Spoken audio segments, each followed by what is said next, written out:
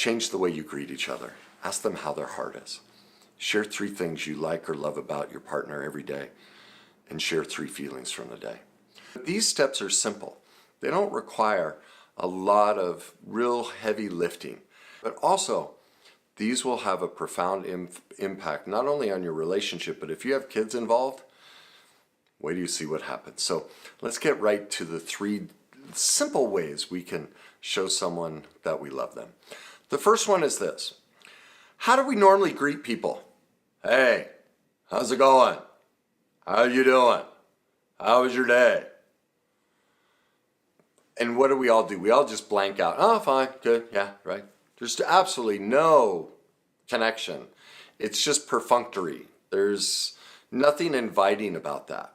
Well, here's a great question. A great way to start every conversation with anyone you care about, whether it's a friend, it's a close coworker, or it's the person you love. Instead of asking, hey, how you doing? Ask them, how's your heart? Look at that. Like, doesn't that just like, whoa, how's my heart? Wow, you want to know me. My goodness, let me think about that. How is my heart? Wow, that's just an invitation for vulnerability. It's an invitation for connection. Think, I mean, there's this, it used to be true that men were very closed off and shut down, but as the female changes, they're becoming much more shut down and closed off. And so it's really becoming more equal that both sides can struggle with being intimate and vulnerable. And so just think, if you're one of those, male or female, who struggles, gets the complaint that you don't open up enough. If you turn to your partner and you start saying to them, you walk in from work and you're like, hey honey, how's your heart? Oh, isn't that what they've been looking for forever? How's my heart? My God, what a question. Wow, my heart's a little sad today. Yeah, I talked to Judy on the phone and there's some problems with her son. Or my heart's a little angry today. My boss changed the total process to how we do things. I'm really frustrated by that. Do you see how it just completely opens up the possibility for connection? So number 1, stop giving those people close to you that simple, hey, how you doing? Start asking them, how's your heart? It's just, wait till you see the connection that happens from that. Number 2, and this would be more specifically, I mean, you can do this with friends. I used to do this with accountability partners. And early on in my process of recovery, of learning how to open up and be vulnerable as part of a men's group. And we had a call list. And I'd check in every day with somebody from the group. And we always had a rule. We had to share 3 feelings or 3 things we liked about the other person. Now, if you're in a relationship, imagine this picture. And imagine you have kids. You're upstairs getting ready for your day. Your partner's downstairs making breakfast for the kids. And you scream out, hey, honey, I just love your eyes. And you know what else I love? I love how you get the kids ready for school each day. And you know what else I love about you? I love how absolutely brilliant you are. You come up with the greatest solutions to problems. You just blow me away. Now imagine the impact on your kids to hear you totally affirming and acknowledging the grace and beauty and excellence of your partner, and them in turn, oh honey, you know what I love about you? I love how hard you work so that we can go on vacations.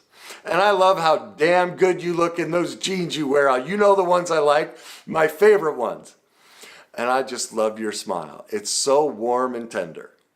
Imagine that, your kids growing up to seeing that every day. And I did this, and this is what happens. All of a sudden, your kids start screaming out. They'll scream it out to their brother and sister. They'll scream it out to you. They start joining in. You want to raise kids that know how to share and express love? Kids, don't tell our kids how to do it, live it. That's the mistake parents make. They tell their kids how to live. No, that's not how you parent. Live what you want your children to become. That's what they will become. So when you make a commitment to loving yourself and loving your partner, now they know how. All right. Now the third simple little tip is, I kind of let the cat out of the bag earlier. I screwed up. But it's sharing feelings. Sharing feelings with your partner. And usually this is best at the end of the day, where you pick a time and you share 1 to 3 feelings from your day. And so that would look like, I will kind of use those examples. This morning when you were screaming out and said I looked great in my jeans, that felt really, I chose to feel really sexy in that moment. I chose to feel really happy in that moment. So in other words, you're expressing something from your day. And do you hear how I changed it? I didn't say you made me feel, because nobody makes us feel anything. We choose our feelings. We get to decide if something is encouraging or discouraging. And that even goes for slander. Because if somebody slanders me and it's not true, I get to decide if I let it in. Somebody calls me a blankety blank, I'm like, is that true? No. So why would I let it in? Or I might say, well, it's true, I've been that. I don't believe I have in this moment. But thanks for sharing.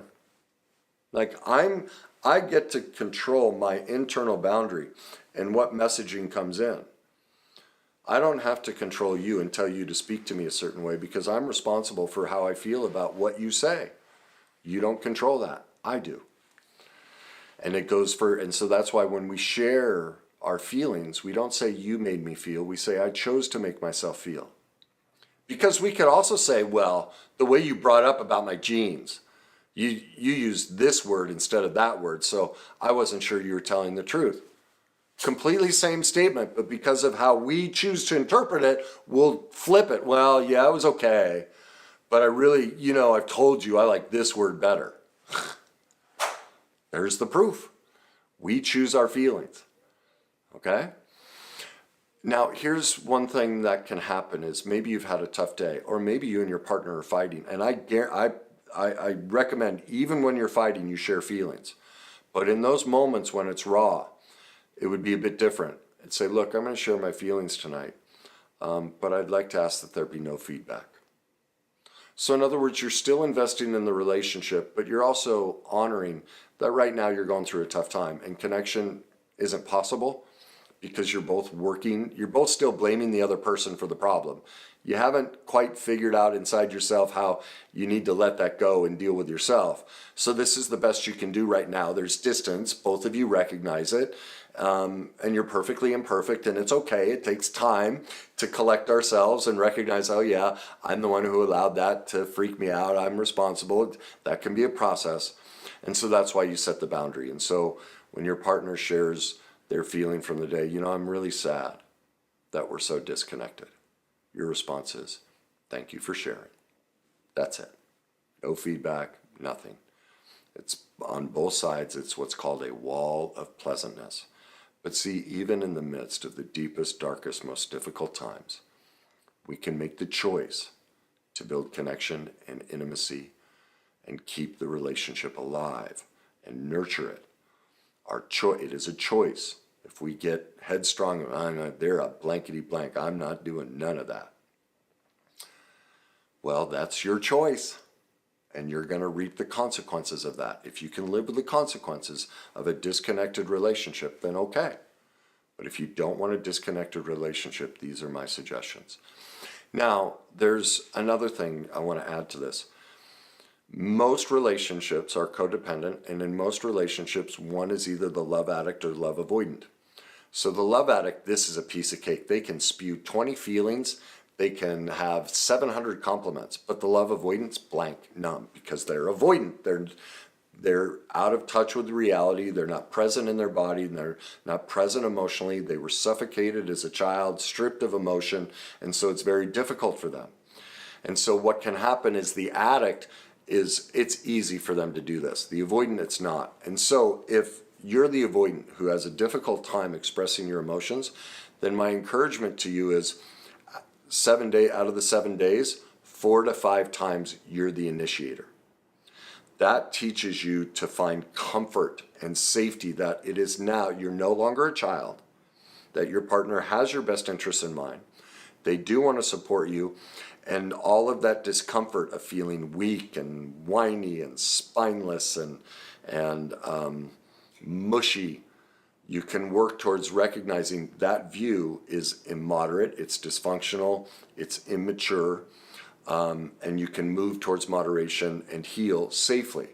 Conversely, those who it's easy, don't judge them and don't keep count, because you'll be like, they've only done it 4 times, they were supposed to do it 5. Let that go.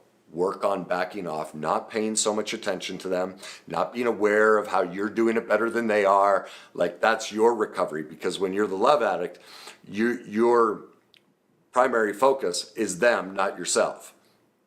That's your perfect imperfection and dysfunction, is you're always on their back noticing how imperfect they are and how they're not complete, because the love addict expects positive regard and love at all times to a dysfunctional level. And so you're recovered. That's why it's, the avoidant initiates a bit more, the addict less, and they're working on the discomfort of initiation while they're working on the discomfort of not paying attention. And that's how both, you see all the benefits that are wrapped up in this. So once again, change the way you greet each other. Ask them how their heart is.